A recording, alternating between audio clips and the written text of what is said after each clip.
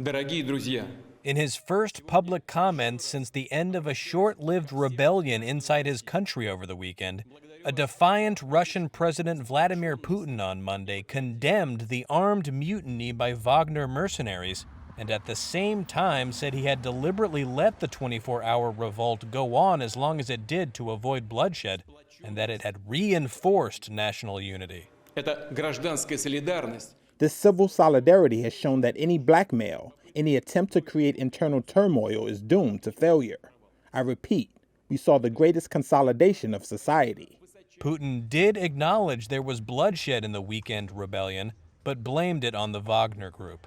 Однако организаторы мятежа The organizers of the rebellion, having betrayed their country, their people, also betrayed those whom they dragged into the crime. They lied to them, pushed them towards death, under fire, to shoot their own people. It was precisely this outcome, fratricide, that Russia's enemies wanted, both the neo-Nazis in Kyiv and their Western masters, and all sorts of national traitors. They wanted Russian soldiers to kill each other. убивали друг друга. The televised statement appeared intended to draw a line under the mutiny, which numerous Western leaders saw as exposing Putin's vulnerability since invading Ukraine. Earlier on Monday, U.S. President Joe Biden said he spoke with key allies about the uprising to make sure everyone was coordinated in their response. They agreed with me that we had to make sure we gave Putin no excuse. Let me emphasize, we gave Putin no excuse to blame this on the West or to blame this on NATO. We made clear that we were not involved. We had nothing to do with it. This was part of a struggle within the Russian system. Biden's message that the West was not involved was sent directly to the Russians through various diplomatic channels, according to White House National Security spokesperson John Kirby.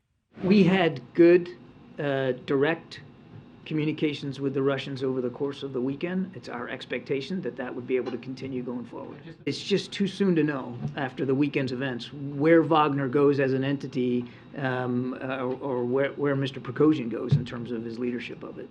Yevgeny Prigozhin, who leads the Wagner group, said the rebellion, which he called a march for justice, was intended to remove corrupt and incompetent Russian commanders, including Defense Minister Sergei Shoigu, who he blames for botching the war in Ukraine. At around 11 p.m. Moscow time, Putin was shown on television addressing a meeting with the heads of his security departments, including Shoigu, but Putin did not mention any planned personnel changes at the defense ministry.